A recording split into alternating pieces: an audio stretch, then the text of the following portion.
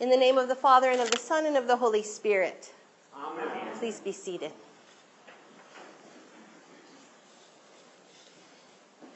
As many of you know, my mother died 2 weeks ago today, and I want to thank you for everyone who sent gifts and cards and condolences. It really has meant a lot to myself and my family. I was really lucky to be able to be with her the week before she died. It was one of my regular monthly visits, and it was bad at that point. She was really declining and really suffering, but I was just so glad to be able to be there and offer whatever comfort I could in that moment. On the way home, I stopped in Chicago to have lunch with a colleague of mine, and then I jumped on the Skyway to get home. It's my favorite way to come home from Chicago. It was drizzling a little bit, but I didn't mind that. So there I am in Indiana, on 80, mile 129, passing a truck at a reasonable, over the speed limit, but reasonable speed, and I start to hydroplane. So I touch my brakes because I have cruise control and I wanted to be able to have more control over the car. Don't do that. Don't ever do that, because there I went into a tailspin. Crossed 2 lanes of traffic, into the ditch, wedged in that ditch by a farmer's field. It all happened so fast and I spun so hard. But when I looked at the car when I landed, I felt like Dorothy in a tornado, right? When I landed, the only thing that was different in my car, the only thing that had moved was my cell phone fell on the floor. So I thought, okay, I'm all right. I get out of the car, I walk around. I mean, it is wedged in the ditch, so it's going to have to be towed out. But the car looked like it was all in one piece. So I called 911, and I sat to wait for them to come with the state trooper and the tow truck. And at that point, I started thinking of all the ways I could have died. I mean, so there I am, passing a truck, right, who's like 3 times as long as my little car. And if I would have spun into that truck, then as I'm spinning across 2 lanes of traffic, I see a truck coming at me. And I think, wow, this is it. I am going to die. And then I thought, wow, I have a great spiritual life. I'm not even afraid. The things you think about, right? So number 2, possibility of death. And then I'm wedged into the ditch, but I didn't flip my car. That's what the state patrol guy kept saying. I can't believe you didn't turn your car. I'm like, okay, I didn't flip my car. Because at least I would have been seriously injured at that point, So I'm thinking of all these things and so grateful as I'm kind of trying to calm myself down and count my blessings while the tow truck's on the way. But I have to say, the real trauma hit me a week later when I had to drive by the same spot after the funeral, right?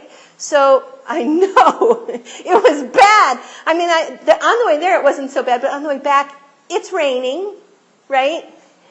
I haven't gotten new tires yet because I haven't had time. My mother died like a couple of days after I got home. And I'm freaking out. But the worst part was passing that mile 129 and seeing the overpass, the cement barriers, the steel barrier, guardrails, the signs for the speed limit and the mile markers. There was just one small sweet spot on that entire mile where I could have gone in and not in some way damaged myself or my vehicle, and that is where I spun in. Well, yes, and as I'm praying about all of this, I'm thinking, okay, it's clear to me that God did not spare me, right? That it was not a special favor or I didn't get, a get out of jail free card. I mean, that was not what happened. I was in the right place at the right time.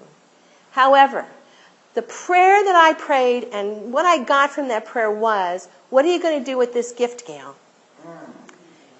You've just been given your life back.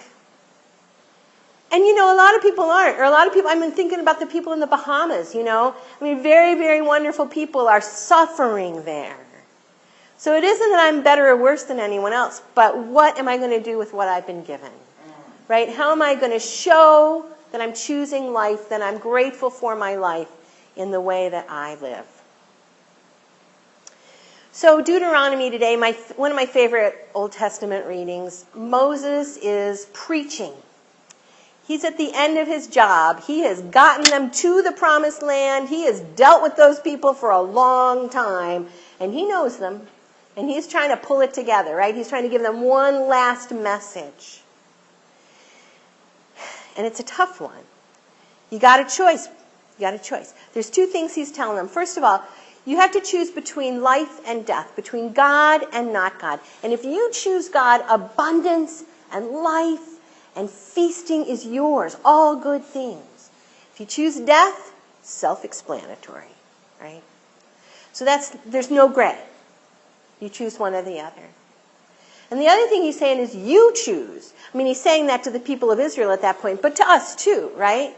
You choose. You have to choose. And it's not about our personal salvation. The choices that we make impact our family, our neighbors, our community, right? The choices that we make impact the world. When we choose life or choose death, it impacts the world.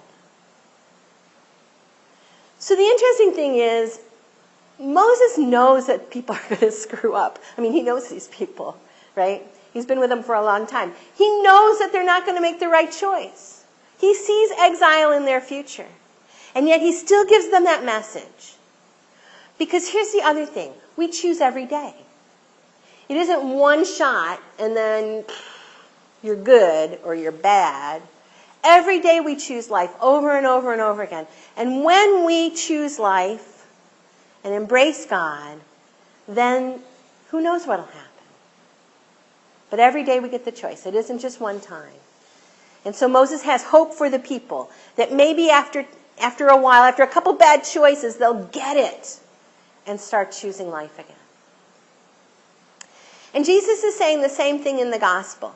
Jesus is giving us the brutal message. He's giving us all the information we need to make good choices, right? Because Jesus knows. Jesus knows that in his day, people lived with their families, they worked with their families, they married within their families, they had a compound that they lived in where all the politics and all the religion was given to them. There weren't choices. And if you left that security of your family, that was like death. I mean, nobody did that. It was also true that in the days after the Christian community started forming and they were being persecuted, the government would come and take all their possessions away. That was one of the punishments for Christian families. They'd wipe out their wealth, right? They'd take everything. So when Jesus says you got to be ready to walk away from your family, you have to be ready to lose all your possessions, that was just true. Does Jesus mean hate your parents? No. Jesus does not mean hate anybody. But Jesus means set your priorities. Because when you choose Jesus, when you choose life, people are going to be disappointed, people are going to be mad, people are going to hate you. When you choose justice, when you reject the ways of the world, when you say compassion is the most important thing and kindness is the most important thing, you're going to make waves. People are going to say, what's wrong with you? Go along, be quiet, do what everybody else does. When you make a choice for Jesus, it's a tough choice. You have to be prepared for the consequences. You know, when Jesus says in that gospel, you have to be ready to pick up your cross and follow me, he does not mean a necklace. Right? He doesn't mean a necklace. Jesus carried a cross. Jesus died on that cross. And Jesus is saying, you have to be ready to offer yourself to the situation that you're given. You have to be ready to sacrifice to the situation you're given. Over and over again. That is the Christian life. Not an easy thing. Not a simple thing. Consequential. Consequential. But transformative.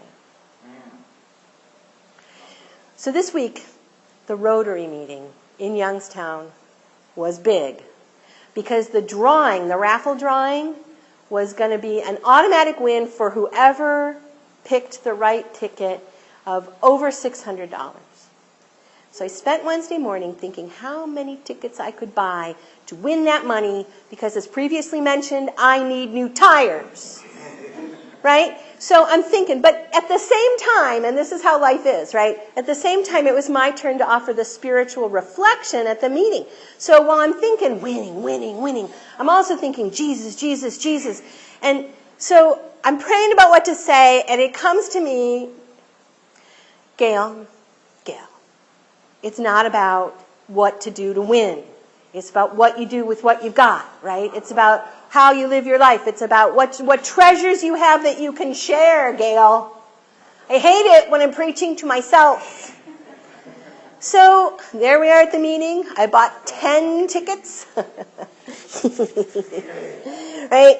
Figured I'd hedge my bets. If I didn't win, it would be a gift, right? And I gave my little spiritual reflection at the beginning of the meeting, and, you know, in the course of things, they draw the winning number. I did not win. Wah, wah. But let me tell you about the person who did. You know what he did? He gave the whole $620 that he won back to the club. The whole amount. I was stunned. I was impressed. I was moved by that. I would not have done that. You know, let's just be honest. But here is this person who, after I preached this wonderful little snippet on giving of yourself and giving back, he gives the whole thing. That is choosing life. You know, you think, oh, this never happens. These choices never come to me. I don't ever have to do that. They do. Every day, we are given an opportunity to choose life, to choose generosity and kindness and compassion and all good things. And when we choose life, we live it abundantly. Amen.